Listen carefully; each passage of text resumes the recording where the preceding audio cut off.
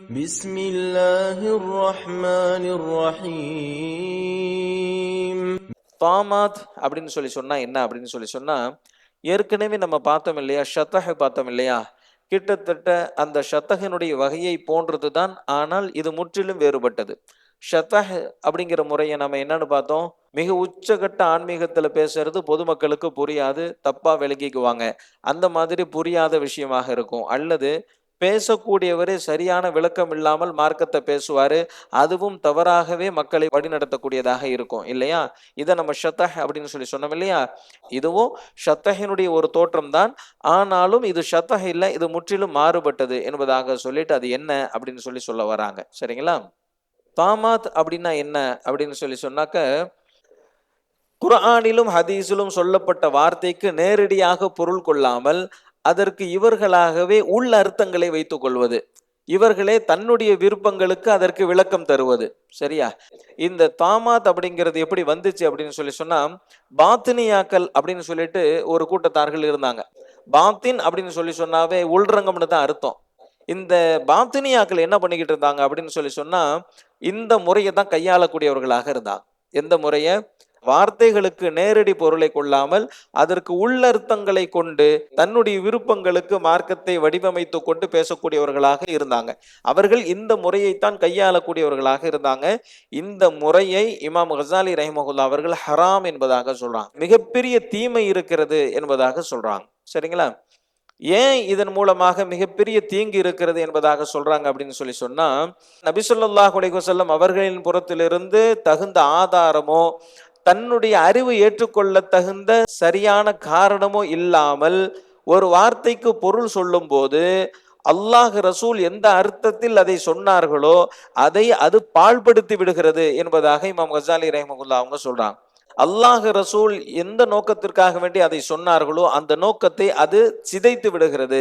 அது மட்டும் இல்ல, அல்லாஹ் ரசூலினுடைய வார்த்தையின் மீதான நம்பிக்கையை அது சிதைத்து விடுகிறது என்பதாக இமாம் கசாலி ரஹிமஹுல்லா அவங்க சொல்றாங்க. மூணாவது ஒரு காரணம் சொல்றாங்க. என்ன அப்படின்னு சொன்னா, தனக்கு எது தேவையோ அந்த கோணத்தில் அதற்கு விளக்கம் தர முடியும். எனக்கு எது பிடிச்சிருக்கு, நான் எதை விரும்புறேனோ என்னுடைய விருப்பங்களுக்கும் என்னுடைய கற்பனைகளுக்கும் வடிவம் தரக்கூடிய ஒரு சூழ்நிலை ஏற்பட்டு விடுகிறது. அதனால இந்த முறையில பேசுறது ஹராம் என்பதாக சொல்றாங்க. 3 காரணம் சொல்லிட்டாங்க. சரியா.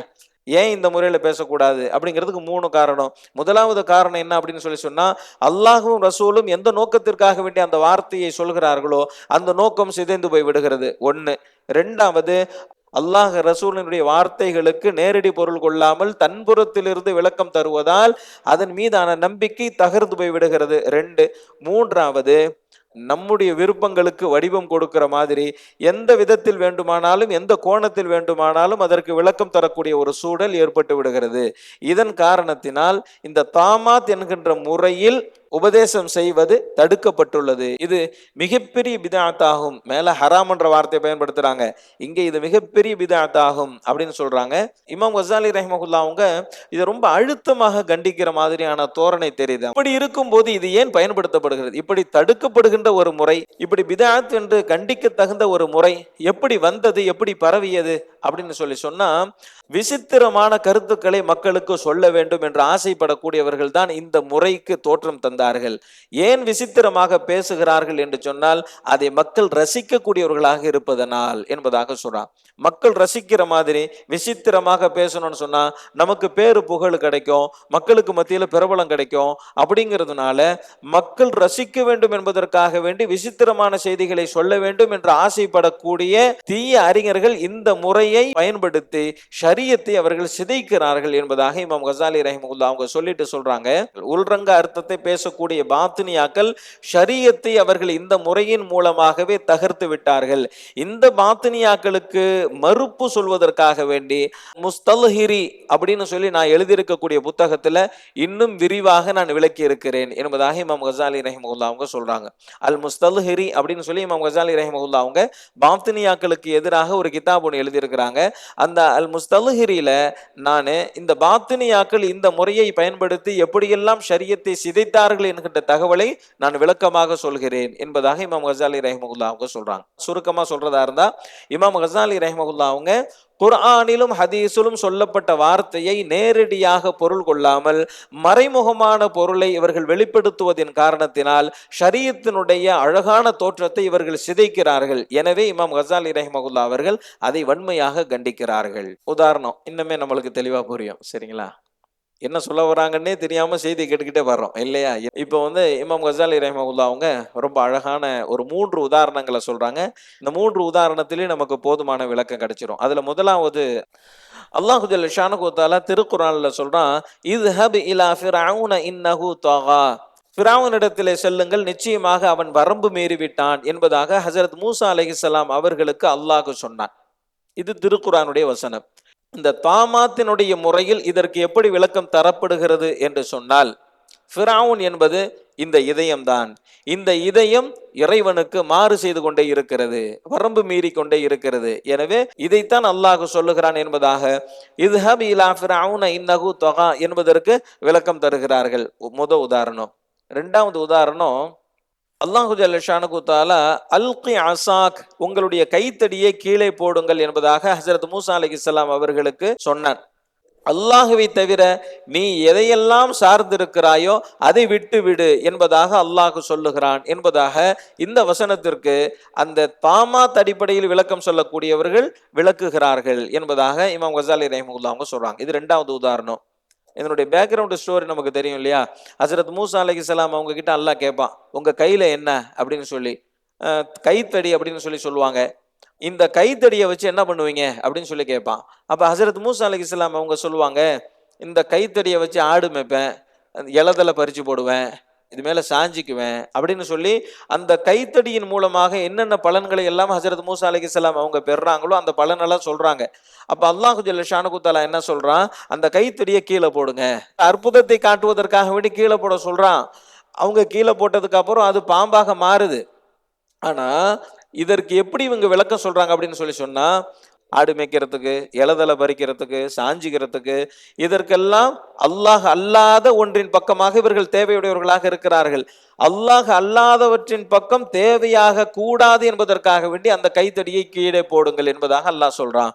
அதாவது என்னன்னா, கைத்தடியை கீழே போடுங்கள் என்று அல்லாஹ் சொல்லுவது, அல்லாஹுவை தவிர நீ எதையெல்லாம் சார்ந்திருக்கிறாயோ அதை விட்டு விடு என்பதாக அல்லாஹ் சொல்லுகிறான் என்பதாக இந்த வசனத்திற்கு அந்த தாமாத் அடிப்படையில் விளக்கம் சொல்லக்கூடியவர்கள் விளக்குகிறார்கள் என்பதாக இமாம் கசாலி ரஹிமஹுல்லாஹ் அவங்க சொல்றாங்க. இது இரண்டாவது உதாரணம்.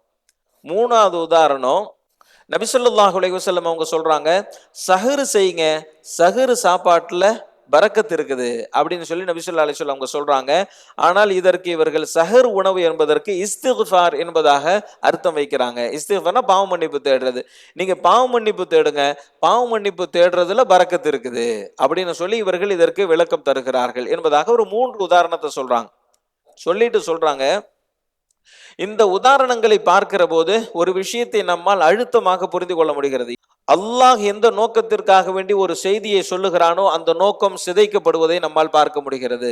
இதன் மூலமாக வெளிப்படையான ஒரு உண்மை மறைக்கப்படுகிறது என்பதாக சொல்லிட்டு சொல்றாங்க, ஃபிரௌன் என்பவன் இதயம் என்று சொல்லி ஒரு மிகப்பெரிய ஒரு வரலாறை இவர்கள் மறைத்து விடுகிறார்கள். அதாவது ஃபிரௌன் என்று ஒருவன் வாழ்ந்தான், அவன் வரம்பு மீறினான், ஒரு நீண்ட நெடு வரலாறையே அவர்கள் மறைக்கக்கூடிய காரியத்தை இதன் மூலமாக செய்து விடுகிறார்கள். அதே போன்று இந்த அல்கி அசாக் இருக்குது இல்லையா, கைத்தடியை கீழே போடுங்கள், இதுவும் ஹசரத் மூசா அலைஹிஸ்ஸலாம் அவர்களோடு நடந்த வெளிப்படையான உண்மையான ஒரு சம்பவத்தை இவர்கள் இப்படி விளக்கம் கொடுப்பதன் மூலமாக மறைத்து விடுகிறார்கள் என்பதாக இமாம் கசாலி ரஹிமஹுல்லாஹ் அவங்க சொல்றாங்க.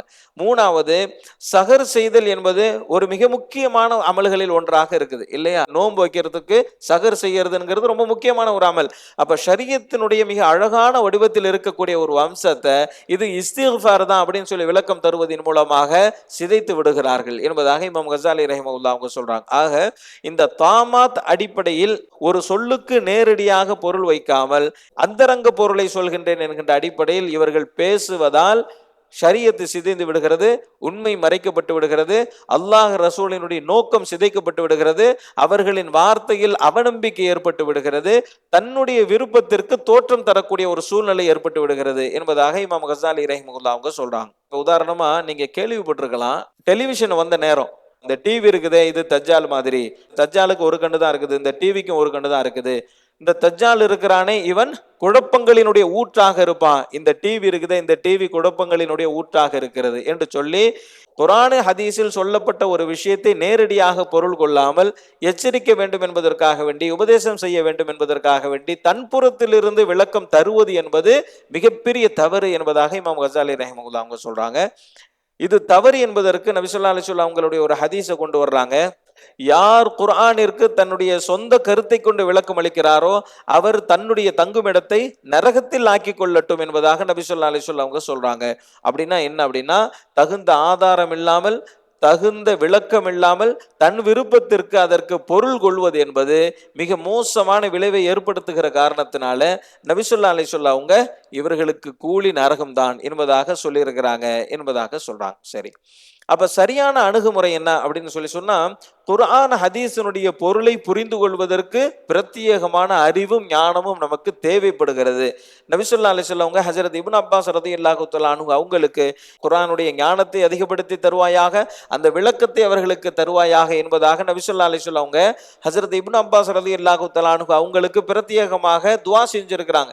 அதனால ஹஜ்ரத் இப்னு அப்பாஸ் ரலியல்லாஹு தஆலா அன்ஹு அவங்க குர்ஆனிற்கு மிக அழகான முறையில் விளக்கம் சொல்லக்கூடியவர்களாகவும் இருந்தார்கள். அப்போ முறையான கல்வி, முறையான சிந்தனை, முறையான ஞானம், முறையான தெளிவு எல்லாம் இருந்துதான் குர்ஆன் ஹதீஸிற்கு விளக்கம் தர வேண்டுமே தவிர தன்னுடைய விருப்பத்திற்கு என்ன செய்யக்கூடாது, விளக்கம் தரக்கூடாது என்பதாக சொல்றாங்க. குறிப்பாக குர்ஆன் ஹதீஸில் சொல்லப்பட்டிருக்கக்கூடிய வார்த்தையை நேரடியாக பொருள் கொள்ளாமல் கற்பனை தத்துவங்களை கொண்டு விளக்கம் தருவது தடுக்கப்பட்டுள்ளது என்பதாக இமாம் கஸாலி ரஹிமஹுல்லாஹ் அவங்க சொல்றாங்க, ஷைத்தான் தான் கெட்ட அறிஞர்களை கொண்டு மக்களை வழிகெடுப்பதற்காக வேண்டி, ஷரியத்தை சிதைப்பதற்காக வேண்டி அதனுடைய நேரடி பொருளை விட்டுவிட்டு கற்பனையாக அதற்கு விளக்கம் சொல்லக்கூடிய ஒரு சூழலை ஏற்படுத்தினான் என்பதாக இமாம் கஸாலி ரஹிமஹுல்லாஹ் அவங்க சொல்றாங்க. சொல்ல வர்றது புரியுதா? இப்ப நம்ம எந்த தலைப்புல இருக்கோம் அப்படின்னு சொன்னா, ذிக்ர் வ தذ்கீர் அப்படிங்கிற தலைப்புக்கு கீழே நம்ம பேசிக்கிட்டு வரோம். ذிக்ர் வ தذ்கீர் அப்படின்னு சொன்னா மக்களுக்கு மார்க்கத்தை எடுத்து சொல்வது, மக்களுக்கு மார்க்கத்தை எடுத்து சொல்வதனுடைய சரியான வடிவம் எது, தவறான வடிவம் எது அப்படிங்கிறத சொல்லிக்கிட்டு வராங்க. அதுல ஆரம்பத்துல கதை சொல்றது இது சரியான வடிவம் இல்லைன்னு சொல்றாங்க. சஜா என்று சொல்லப்படக்கூடிய எதுகை முனையில பேசுறது சரியான வடிவம் இல்லைன்னு சொல்றாங்க. ஷத்தஹ் என்று சொல்லக்கூடிய புரியாத விதத்தில் பேசுவது சரியான வடிவம் இல்லைன்னு சொல்றாங்க. போதுமான விளக்கமே இல்லாமல் மார்க்கத்தை சொல்லுவது சரியான வடிவம் இல்லைன்னு சொல்றாங்க. குர்ஆனிற்கும் ஹதீஸிற்கும் நேரடி அர்த்தம் கொள்ளாமல் மறைமுக அர்த்தத்தை கொண்டு விளக்கம் தருவது என்பது தடுக்கப்பட்டிருக்கிறது. இது தீய விளைவுகளை ஏற்படுத்தக்கூடியது என்பதாக சொல்றாங்க. இப்ப இதோட ذிக்ர் வ தذ்கீர் அப்படிங்கிறது முடிஞ்சிருச்சு. சரிங்களா? 5வது வார்த்தை ஹிக்மத். இந்த ஹிக்மத்தை அடிப்படையாக கொண்டுதான் ஹக்கீம் என்று ஒருவர் சொல்லப்படுகிறார். ஹக்கீம் அப்படின்னு சொன்னா ஞானின்னு அர்த்தம், அறிவாளின்னு அர்த்தம். இந்த ஹக்கீம் அப்படிங்கிற இந்த வார்த்தை மருத்துவர்களுக்கும் பயன்படுத்தப்படுகிறது, கவிஞர்களுக்கும் பயன்படுத்தப்படுகிறது, ஜோதிடர்களுக்கும் பயன்படுத்தப்படுகிறது, தெருக்களில் கற்களை உருட்டி விட்டு குறி சொல்லக்கூடியவர்களுக்கும் ஹக்கீம் என்று சொல்லப்படுகிறது. ஆனால் உண்மையில் அல்லாஹும் ரசூலும் ஹிக்மத்தை இவர்களுக்கு பயன்படுத்தவில்லை என்பதாக இமாம் கஸாலி ரஹிமஹுல்லாஹ் அவங்க ஆரம்பத்திலேயே சொல்லிடுறாங்க. அதாவது ஹிக்மத்தை அடிப்படையாக கொண்டதுதான் ஹக்கீம். இந்த ஹக்கீம் என்பது மருத்துவர்களுக்கும் சொல்லப்படுகிறது, கவிஞர்களுக்கும் சொல்லப்படுகிறது, ஜோதிடர்களுக்கும் சொல்லப்படுகிறது, தெருக்களில் கற்களை உருட்டிவிட்டு சகுனம் சொல்லக்கூடியவர்கள், குறி சொல்லக்கூடியவர்களுக்கும் கூட ஹக்கீம் என்று சொல்லப்படுகிறது. ஆனால் குர்ஆனிலும் ஹதீஸிலும் இந்த ஹிக்மத் என்கின்ற இந்த அறிவு இவர்கள் பெற்றிருக்கக்கூடிய அறிவிற்கு சொல்லப்படவில்லை என்பதாக இமாம் கஸாலி ரஹிமஹுல்லாஹ் அவங்க சொல்றாங்க. அதுக்கு ஆதாரம் சொல்றாங்க. அல்லாஹு ஜல்ல ஷானுஹு தஆலா திருக்குர்ஆன்ல சொல்றான், மன் ஊதியல் ஹிக்மத ஃபக்கத் ஊதிய கைரன் கஸீரா. அல்லாஹு ஜல்ல ஷானுஹு தஆலா இந்த ஹிக்மத்தை பத்தி சொல்றான், யாருக்கு இந்த ஹிக்மத் என்னும் ஞானம் வழங்கப்பட்டுள்ளதோ அவர் அதிகமான நன்மைகள் வழங்கப்பட்டவராவார் என்பதாக அல்லாஹ் சொல்றான். நபி ஸல்லல்லாஹு அலைஹி வஸல்லம் அவங்க சொல்றாங்க, ஹிக்மத் என்று சொல்லப்படக்கூடிய ஞானத்தின் ஒரு வார்த்தையை கற்றுக்கொள்வது இந்த உலகம், இந்த உலகத்தில் உள்ள எல்லாவற்றையும் விட சிறந்தது என்பதாக நபி ஸல்லல்லாஹு அலைஹி வஸல்லம் அவங்க சொல்றாங்க.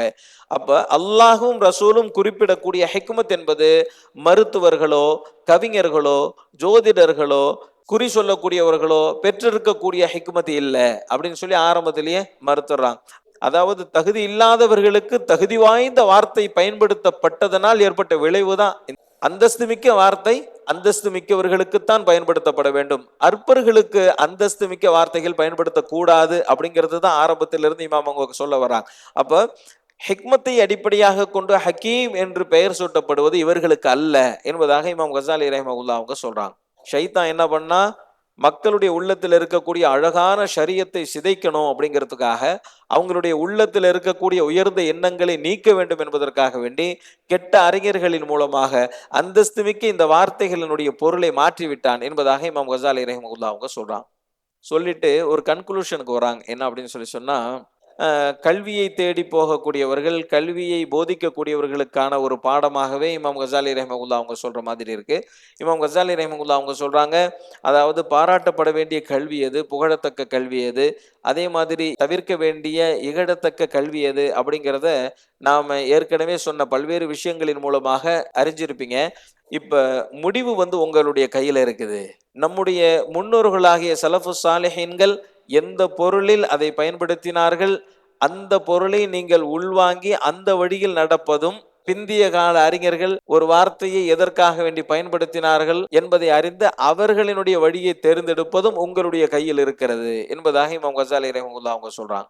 நம்முடைய முன்னோர்கள் இந்த வார்த்தைகளை எதற்காக வேண்டி பயன்படுத்தினார்களோ அந்த தூய்மையான நோக்கமும் அந்த தூய்மையான பொருளும் பிற்காலத்தில் சிதைந்து போய்விட்டது, அழிந்து போய்விட்டது. சலஃபு சாலிஹீன்கள் ஒன்றை எந்த நோக்கத்திற்காகவும் எந்த பொருளிலும் பயன்படுத்தினார்கள் என்பதை புரிந்து கொண்டு அந்த அடிப்படையில் செயல்படுவதே சிறந்தது என்று நாம் சொல்கிறோம். அதை விட்டுவிட்டு பிற்காலத்தில் உருவாக்கப்பட்ட பிதஅத்தான விஷயங்களில் நீங்கள் பயணித்தால் நீங்கள் நஷ்டத்தையே சந்திப்பீர்கள் என்பதாக இமாம் கசாலி ரஹ்மத்துல்லாஹி அவங்க சொல்றாங்க. சொல்லிட்டு நபி ஸல்லல்லாஹு அலைஹி வஸல்லம் அவர்கள் சொன்னது உண்மையாகிவிட்டது. இப்ப நபி ஸல்லல்லாஹு அலைஹி வஸல்லம் அவங்க சொல்றாங்க, இந்த மார்க்கம் அந்நியமானதாகத்தான் தொடங்கியது, பிறகு அந்நியத்தின் பக்கமே திரும்பக்கூடியதாக இருக்கிறது. அந்நியர்களுக்கு சுபசோபனம் உண்டாகட்டும் என்பதாக துவா செய்யறாங்க. அவங்களுக்கு ஒரு பஷாரத்தை சொல்றாங்க. நமக்கே புரியல, சகாபாக்களுக்கும் புரியல. நபி ஸல்லல்லாஹு அலைஹி வஸல்லம் அவங்க கிட்ட சகாபாக்கள் கேட்கிறாங்க, யா ரசூலல்லாஹ், அந்த அந்நியர்கள் யார், அந்த அந்நியர்கள் யார் அப்படின்னு சொல்லி கேட்கிறாங்க. அப்ப நபி ஸல்லல்லாஹு அலைஹி வஸல்லம் அவங்க சொல்றாங்க, எனக்கு பின்னால் மக்கள் பாழாக்கிய சில விஷயங்களை சீர் செய்யக்கூடியவர்கள் தான் அந்த அந்நியர்கள் என்பதாக சொல்றாங்க. இன்னொரு அறிவிப்புல எப்படி வந்திருக்கு அப்படின்னு சொன்னா, நீங்கள் இப்போது எதை பின்பற்றுகிறீர்களோ அதை அவர்கள் அப்போது மீண்டும் கொண்டு வரக்கூடியவர்கள், அப்போது பின்பற்றக்கூடியவர்கள் என்பதாக நபி ஸல்லல்லாஹு அலைஹி வஸல்லம் அவங்க சொல்றாங்க. இஸ்லாம் ஒரு புதினமாகவே தோன்றியது, மீண்டும் அது புதினமாகவே ஆகிவிடும். அந்த குரபாக்களுக்கு சுபசோபனம் உண்டாகட்டும் என்பதாக சொல்றாங்க. அப்ப சஹாபாக்கள் அந்த அந்நியர்கள் யார் அப்படின்னு சொல்லி கேட்கிறாங்க. அப்ப நபி ஸல்லல்லாஹு அலைஹி வஸல்லம் அவங்க சொல்றாங்க, எனக்கு பின்னால் மக்கள் பாழாக்கிய விஷயங்களை மீண்டும் சீர் செய்யக்கூடியவர்கள் தான் அந்த குரபாக்கள் என்பதாக நபி ஸல்லல்லாஹு அலைஹி வஸல்லம் அவங்க சொல்றாங்க. இன்னொரு அறிவிப்புல, இப்போது நீங்கள் எதை பின்பற்றுகிறீர்களோ அதை அப்போது பின்பற்றக்கூடியவர்கள் தான் அந்த குரபாக்கள், அவர்களுக்கு சுப செய்தி என்பதாக நபி ஸல்லல்லாஹு அலைஹி வஸல்லம் அவங்க துஆ செய்றாங்க. சொல்ல வர விஷயம் என்ன அப்படின்னு சொல்லி சொன்னா, நம்முடைய முன்னோர்கள் சில விஷயங்களை உயர்ந்த நோக்கத்திற்காக வேண்டி பயன்படுத்தினார்கள். பின்னால் இருக்கக்கூடியவர்கள் உலகத்தினுடைய இன்பங்களுக்காக பேரு புகழுக்கு ஆசைப்பட்டு அதனுடைய உண்மையான பொருளை மாற்றி விட்டார்கள். அவர்களை பின்பற்றணுமா இவர்களை பின்பற்றணுமா அப்படிங்கிறது உங்களுடைய சாய்ஸ். ஆனா நபி ஸல்லல்லாஹு அலைஹி வஸல்லம் இதை முன்னாடியே சொல்லிட்டாங்க. என்ன அப்படின்னு, நபி ஸல்லல்லாஹு அலைஹி வஸல்லம் அவங்களுடைய காலத்துல இந்த மார்க்கம் தூய்மையாக இருக்கும், அதற்கு பிறகு கொஞ்சம் மாறுதல் அடையும், மீண்டும் அதை தூய்மையான வடிவத்திற்கு கொண்டு வரக்கூடியவர்கள் இருப்பார்கள், அவர்களுக்கு சுபசோபனம் உண்டாகட்டும், அவர்களுக்கு நற்செய்தி உண்டாகட்டும் என்பதாக நபி ஸல்லல்லாஹு அலைஹி வஸல்லம் அவங்க துஆ செஞ்சிருக்கிறாங்க. அப்ப நீங்க மீண்டும் அந்த பழைய காலத்திற்கு திரும்புங்கள் என்பதாக சொல்றாங்க. சுருக்கமா சொல்றதா இருந்தா, ஃபிக்ஹ், இல்மு, ஹிக்மத்து, தௌஹீது இதனுடைய உண்மையான பொருள் காலப்போக்கில் மாற்றப்பட்டு விட்டது, அதனுடைய பொருள்கள் சுருக்கப்பட்டு விட்டது. இது முதலாவது பாயிண்ட். ரெண்டாவது என்ன சொல்ல வராங்க அப்படின்னு சொல்லி சொன்னா, தீய அறிஞர்கள் இதை பயன்படுத்தி மக்களை வழிகெடுத்து விட்டார்கள். இது ரெண்டாவது பாயிண்ட். மூணாவது பாயிண்ட் என்ன அப்படின்னு சொல்லி சொன்னா, ஒருத்தர் ஒன்ன சொல்லிட்டார் அப்படிங்கிறதுனால நீங்க ஃபாலோ பண்ணிடாதீங்க. அவர் சொன்ன விஷயத்தை ஆரம்ப கால அறிஞர்கள், சகாபாக்கள், தாபியன்கள் எப்படி பின்பற்றினார்கள் என்பதை புரிந்து கொண்டு நீங்களும் பின்பற்றுங்கள் என்பதாக இமாம் கசாலி ரஹிமஹுல்லாஹ் அவங்க சொல்லி நிறைவு செய்யறாங்க. புரியுது இல்லையா? முற்காலத்தில் இருக்கக்கூடியவர்களுடைய நிலை, பிற்காலத்தில் இருக்கக்கூடிய நிலை அப்படின்னு சொல்லி ரெண்டு நிலையை பேசுறாங்க.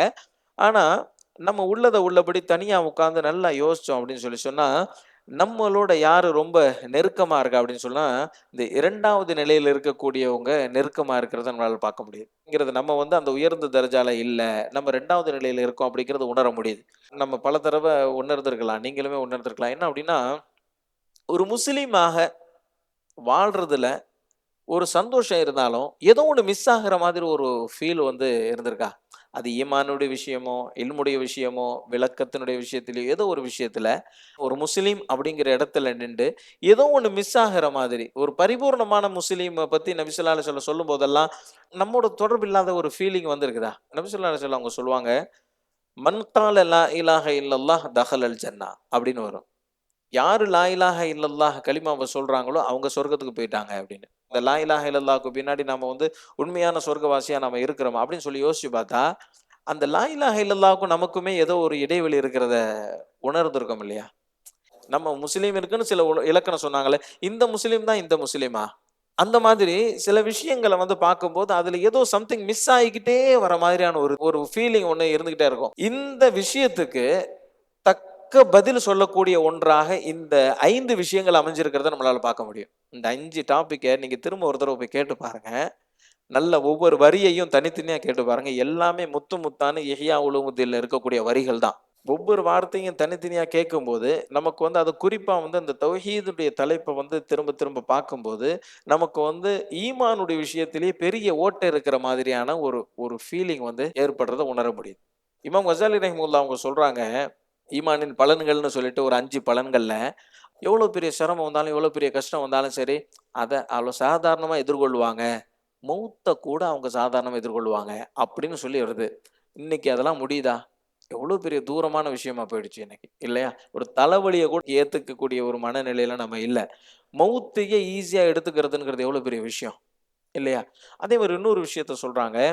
அனைத்தும் அல்லாஹ்தான் தந்தான் அப்படிங்கிற அந்த அழுத்தமான நம்பிக்கையினால அல்லாஹுவை மன தூய்மையோடு அவர்கள் வழிபடுவார்கள் அப்படின்னு சொல்லி ஒரு பலன் 5 பலன் சொல்லியிருப்போம். அல்லாஹ் எனக்கு இதை தந்தான் அதை தந்தான் அப்படிங்கிறத அவங்க யோசிச்சு யோசிச்சு யோசிச்சு அல்லாஹ் அக்பர் தக்பீர் கட்டுனா அப்படியே சரண்டர் ஆயிருவாங்கன்னு சொல்லி சொல்றாங்க. ஆனா அந்த எண்ணம் நமக்கு இல்லையே. அல்லாஹ்வை விட்டுட்டு இன்னொன்னு தேடி போறோமா இல்லையா?